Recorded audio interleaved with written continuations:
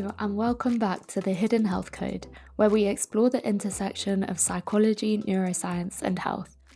I'm Tanika, and today we're talking about what it really means to build a career whilst living with a chronic condition. Managing a chronic condition already feels like a full-time job, so trying to build a career on top of that can often feel like an impossible balancing act. It's not just the sick days or the lack of accommodations, it's the identity shifts, the stigma, the financial anxiety, the inadequacy of language to capture our experience, and the guilt of needing rest in a world that glorifies pushing through. How do you balance ambition with a body that won't cooperate? And when, if ever, should you tell your employer? I've now spent a good few years juggling multiple chronic conditions, including Crohn's, Hashimoto's, PCOS, and more, while navigating different jobs. Some days I was able to power through like nothing was wrong. Other days I could barely function. At one point, I had to stop working altogether for 6 months because balancing it with my health just wasn't possible. And this isn't uncommon. A 2022 study by the European Chronic Disease Alliance found that people with chronic conditions are 30% less likely to stay employed long term. And it's not hard to see why. But it's not just about how we manage our health, workplaces play a big role too. So today, we'll explore these experiences and what we can do, both personally and systemically, to make work more sustainable for those of us living with chronic conditions. So let's get started. For many of us, our careers aren't just about earning money. They're tied to our identity, our sense of purpose, our self-worth. But what happens when your body can no longer keep up with the professional path you envisioned? Your dreams and ambitions don't magically shrink after diagnosis. They're just as big as they were before. But suddenly, your body imposes limits you never had to consider. Before, you could take on extra projects, push through exhaustion, or stay late to impress your boss. Now, even a normal workday can leave you completely drained.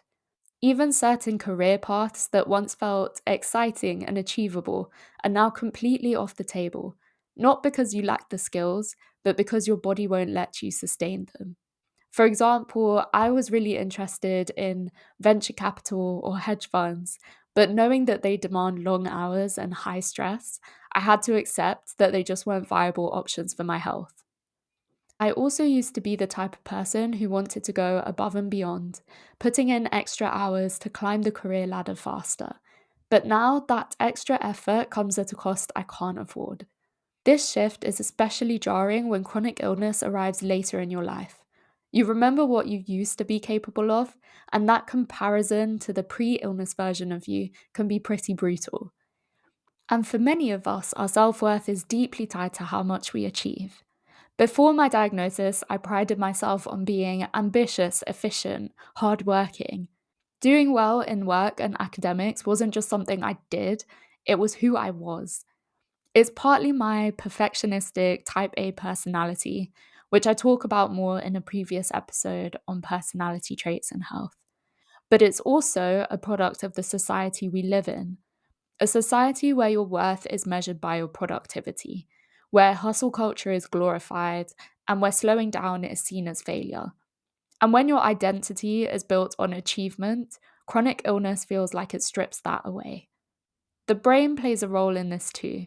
The medial prefrontal cortex, the part of the brain involved in self-worth and social comparison, becomes highly active when we evaluate our success relative to others or even our past self. That's why career setbacks don't just hurt on a practical level, they can really shatter our sense of identity and self-worth. It's not just about struggling to keep up with work, it's about redefining who we are when the success metrics we once relied on are no longer within reach. So chronic illness doesn't just change what you can do, it forces you to rethink who you are.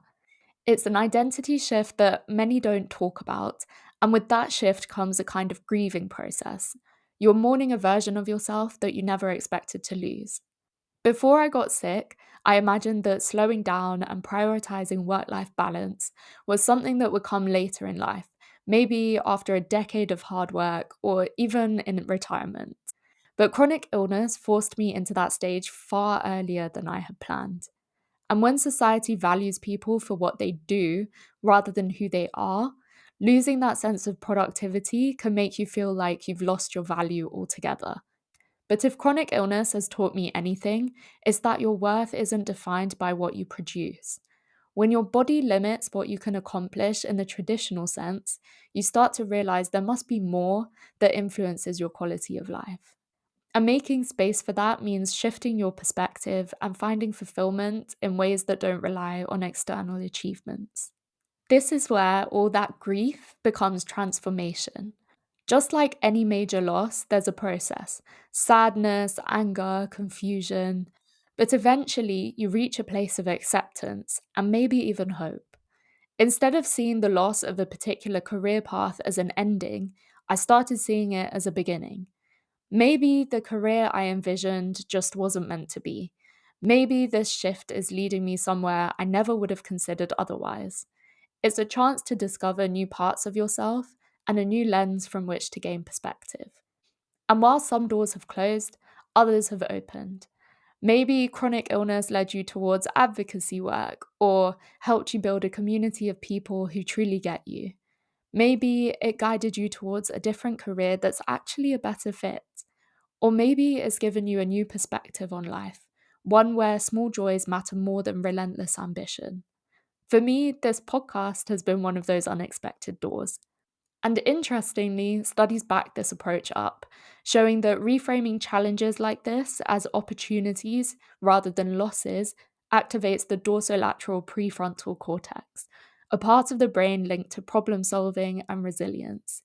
In contrast, staying stuck on what we've lost engages the brain's default mode network, which is tied to rumination and self criticism. So, shifting our perspective doesn't just feel better, it literally changes the way our brain processes our experience, helping us adapt to chronic illness in a healthier way. But it's not just our internal beliefs about work and identity that can make this transition difficult. The media plays a role too. The way illness and disability are portrayed often reinforces stereotypes that don't align with the reality of fluctuating, invisible conditions.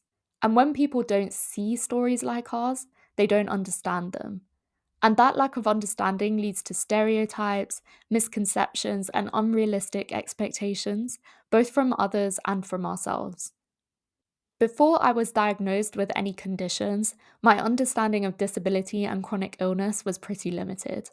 Like most people, I only really knew what I'd seen in the media. And the media tends to present two extreme stereotypes. First, you have the superheroes, the ones who defy the odds, running marathons, climbing mountains, achieving extraordinary things despite their condition. Their condition is framed as an obstacle to be conquered, and they're held up as inspirational proof that anything is possible if you just try hard enough. And then there's the other group, the so-called benefit scroungers, the ones who dare to acknowledge that they actually need support. They speak up about how hard it is to access accommodations or benefits, only to be met with skepticism and judgment. These people are quickly dismissed as lazy, unmotivated, or even worse, faking their illness. I didn't realize it at the time, but I had completely internalized these stereotypes. If I didn't want to be seen as weak or lazy, I needed to be in the superhero category. So I pushed through symptoms, ignored my body's warnings, and refused to slow down until my body made the decision for me. I physically couldn't continue and had to stop working altogether for months. And because of what I'd absorbed from the media, needing rest and accommodations felt like failure by default. The reality is, a lot of us exist somewhere in between these extremes. We're not defying the odds and breaking world records, but we're also not doing nothing. We're managing our health while working, just not in the way that's typically shown in the media. And that brings me to another overlooked group, the inbetweeners. Chronic illness isn't black and white. Many of us live in the grey area, where we're well enough to work, but nowhere near well enough for the standard full-time in-office career. But we're also not sick enough to qualify for disability benefits. We want to be independent, but we still need support to live the life we choose. We want to contribute, but our energy is unpredictable. We might even feel guilt comparing ourselves to people with more severe conditions, but we also struggle to work without any accommodations. Basically, we're capable of working, but not in the way society expects. And the reality is that while many chronic illnesses are disabling, many of us don't even feel comfortable calling ourselves disabled because it feels like an admission that this situation is permanent. The word also carries a stigma and a lack of understanding because if your disability fluctuates or can't be seen, as many chronic conditions do, if one day you seem fine and the next you can't function, people struggle to understand them and don't always believe you. Beyond the emotional toll, there's also the practical reality. Chronic illness can make financial stability incredibly difficult. When your symptoms are unpredictable, holding a steady job can become a challenge. And financial stress isn't just mentally exhausting, it has physical consequences.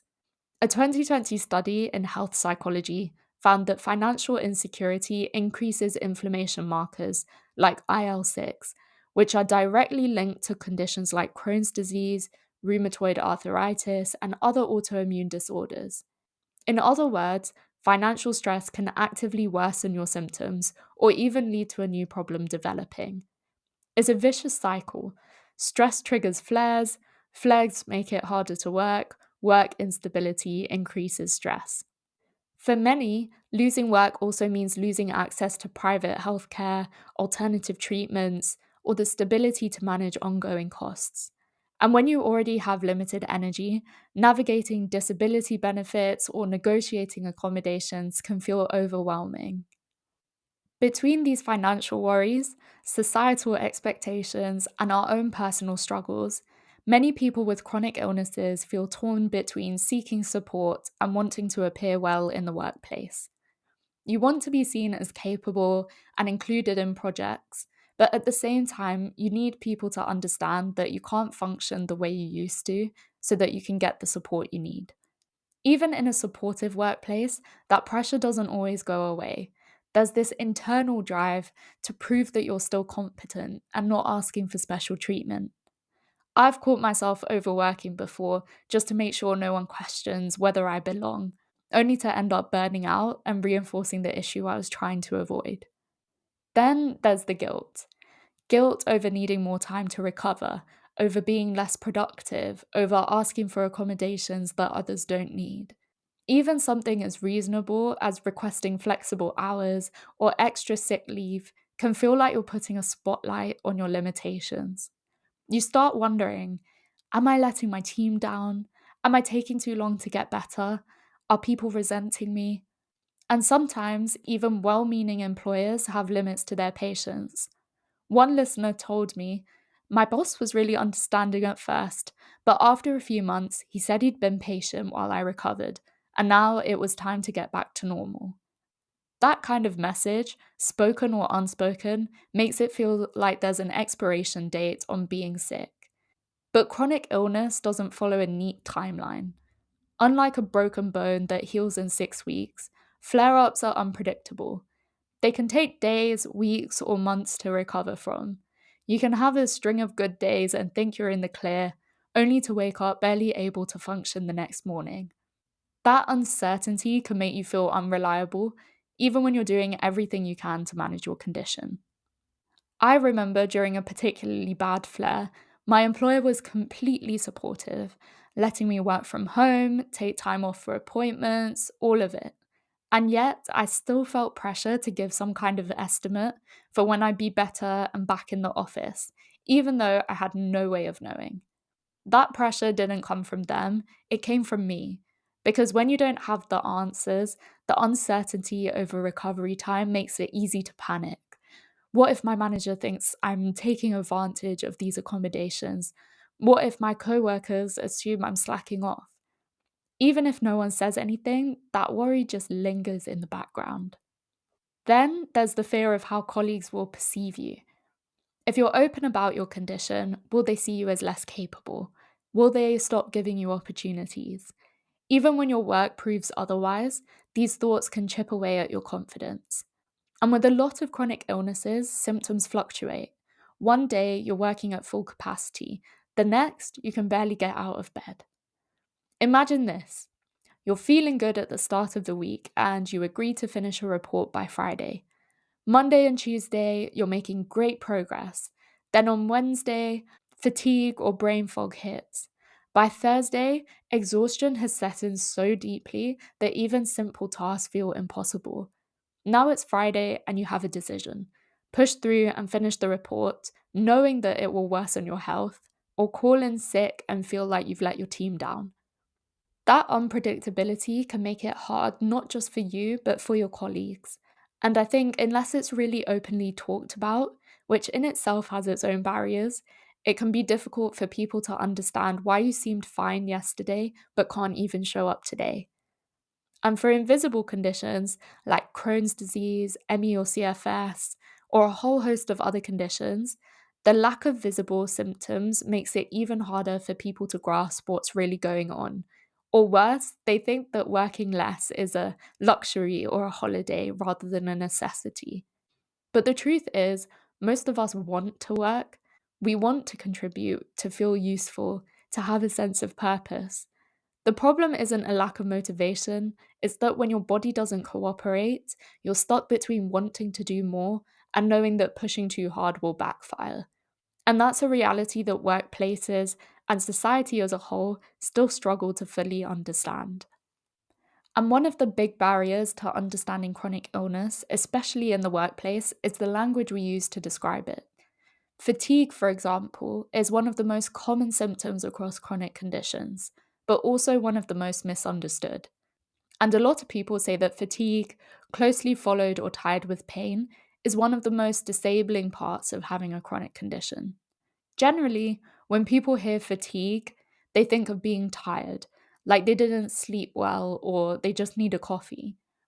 This makes it hard to be honest when fatigue is the reason you can't function or go to the office on certain days. If others can push through tiredness, why can't you? But fatigue and chronic illness is something entirely different. It's not just laziness or a subjective feeling that you can push through, it's a physiological limitation. Our bodies actually create and use energy completely differently. You can imagine it like your phone never charging past 30%. No matter how long you plug it in to recharge, that's the maximum capacity you get. Every task drains it further, and even the most basic daily activities like getting dressed, making breakfast, or writing an email can use up all your battery. And once it's gone, that's it. You're done for the day. I've found this to be a great way to explain energy limitations associated with chronic illness to people who don't experience them.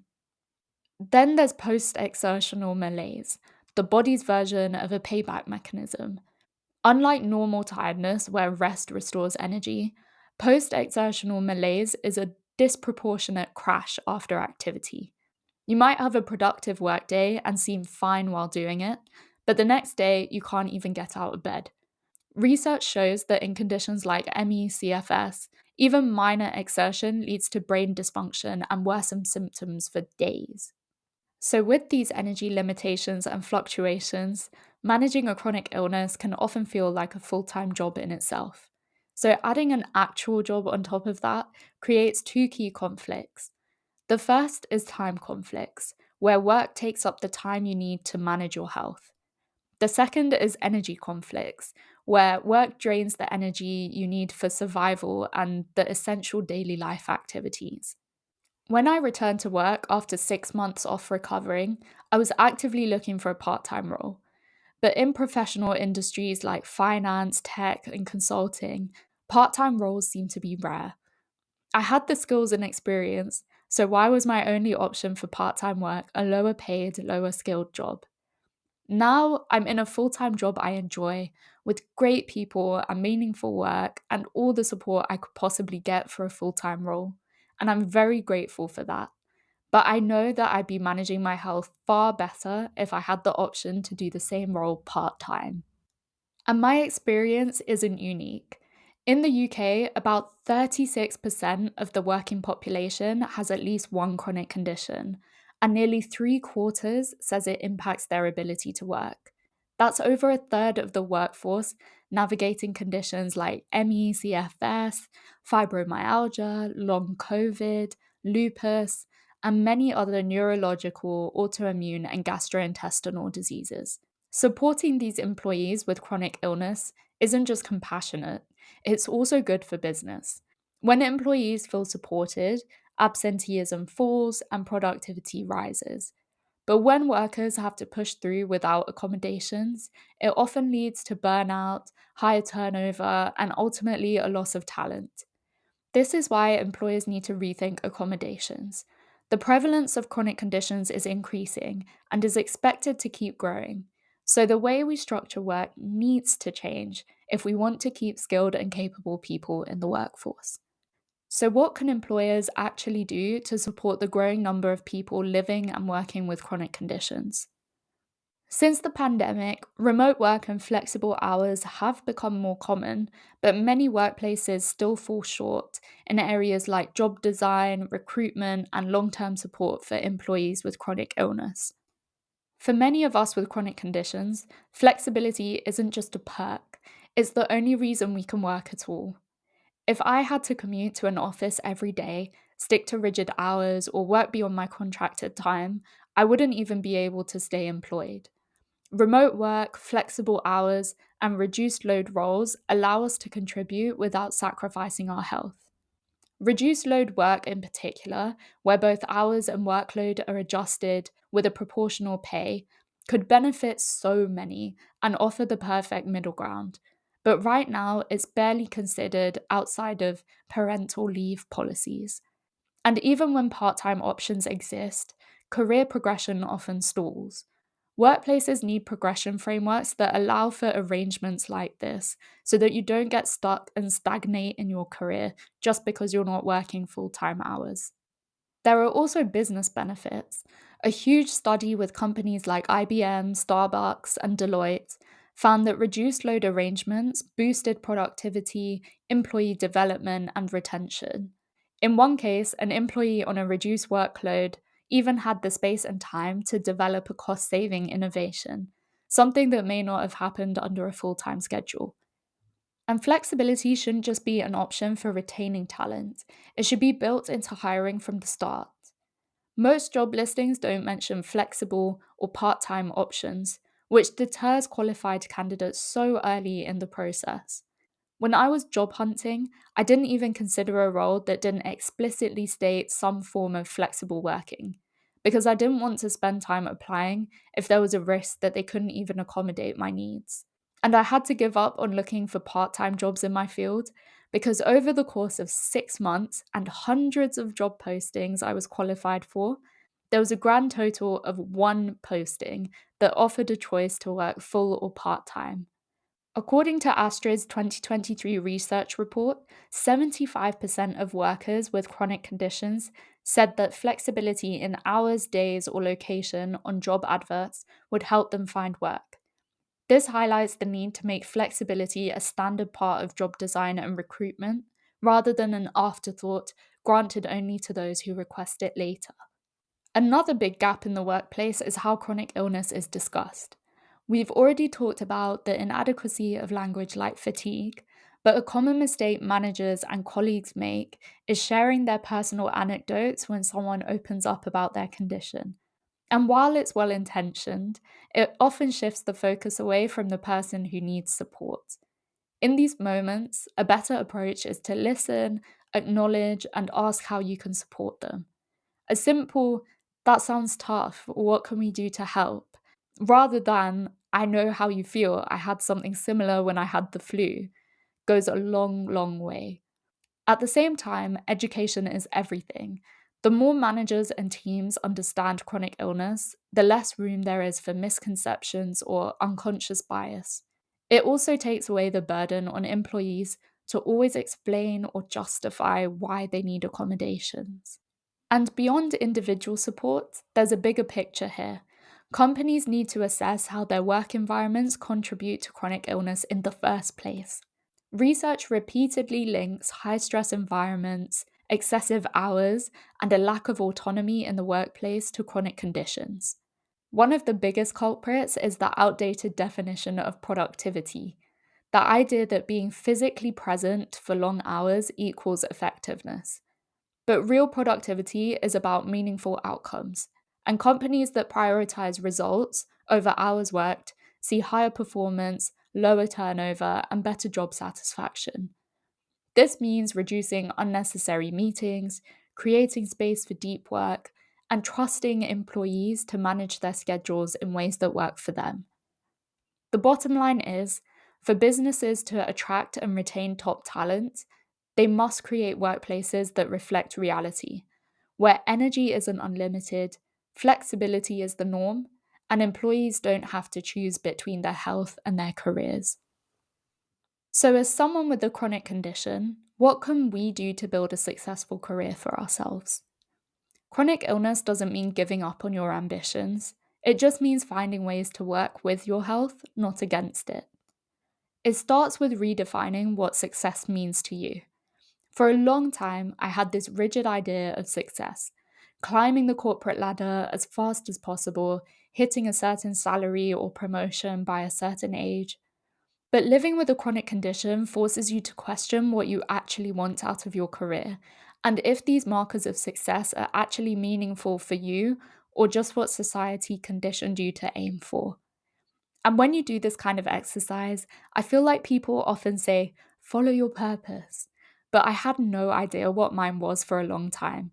Even now, I have a better picture, but I'm still not 100% clear. And that's okay.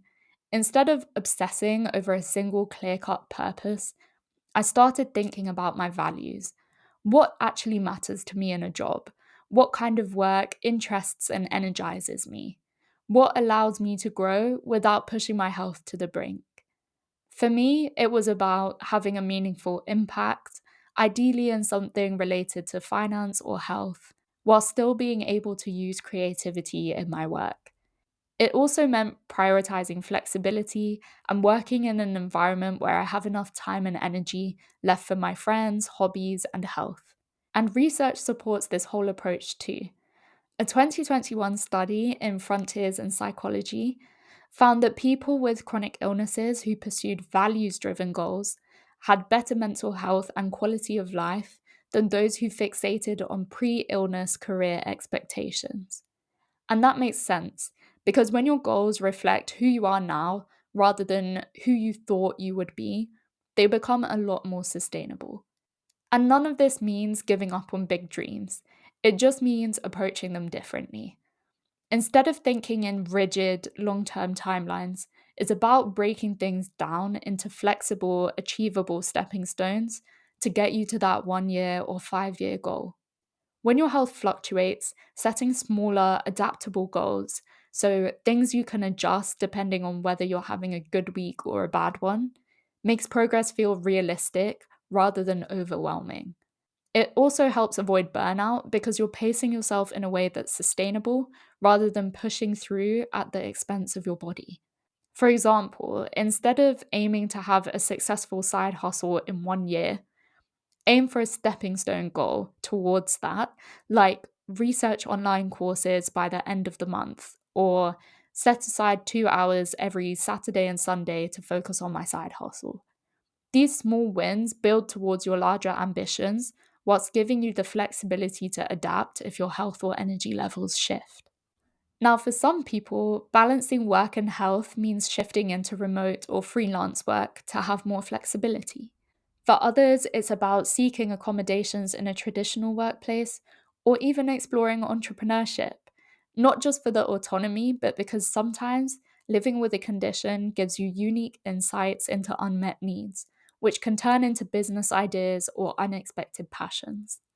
So you can still be driven, passionate, and have impact, even if the path looks different to what you originally imagined.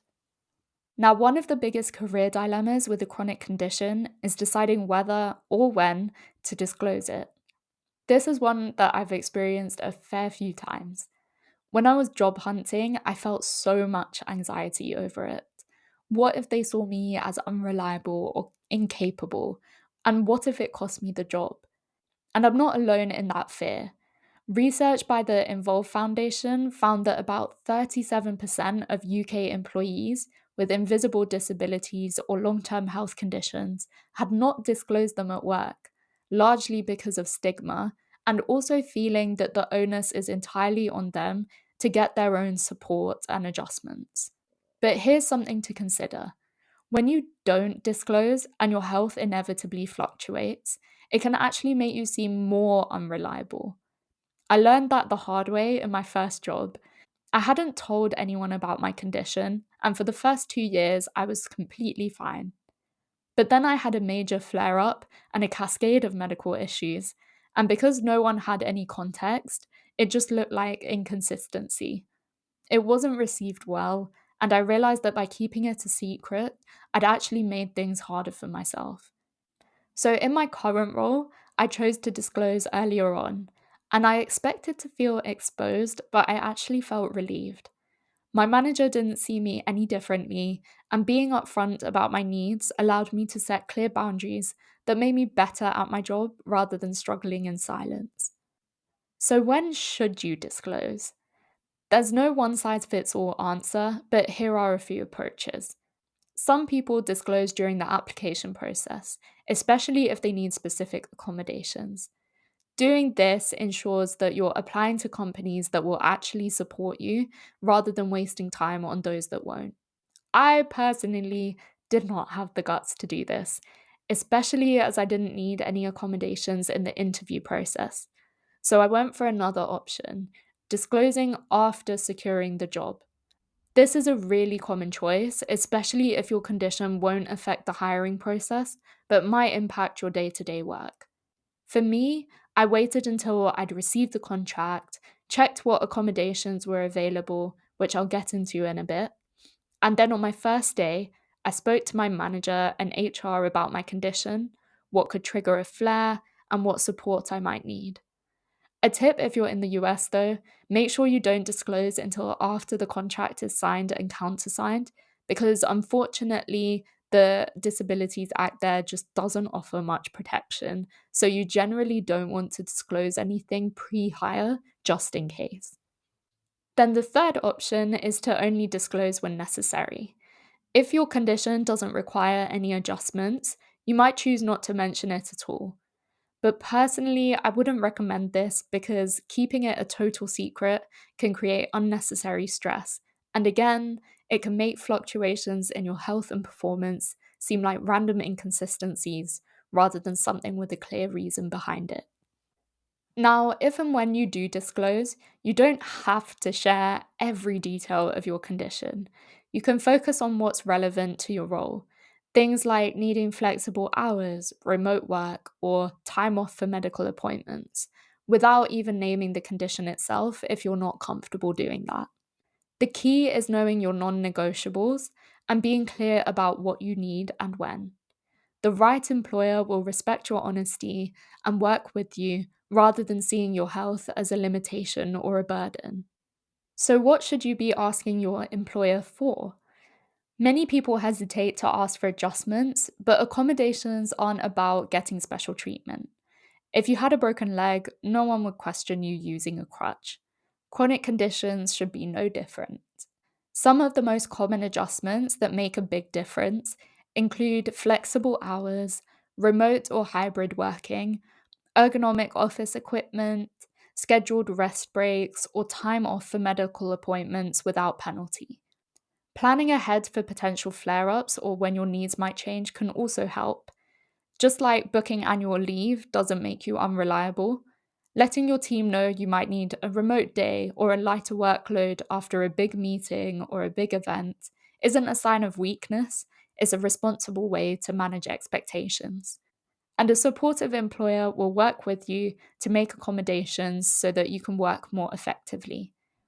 And if they don't, that's valuable information. It's a sign that this company doesn't truly support its employees. If there's one thing I want you to take away from this episode, it's that whilst chronic illness may have thrown an unexpected plot twist your way, It doesn't have to end your career or ambitions.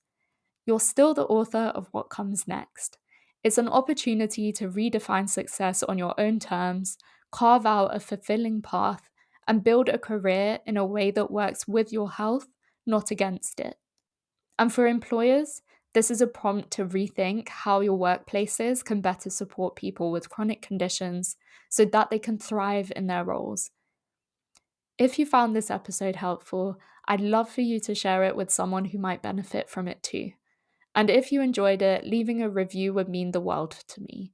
It helps others find the podcast and lets me know what's connecting with you. You can also reach out at The Hidden Health Code on Instagram. Thanks so much for listening to The Hidden Health Code. Take care and see you next time.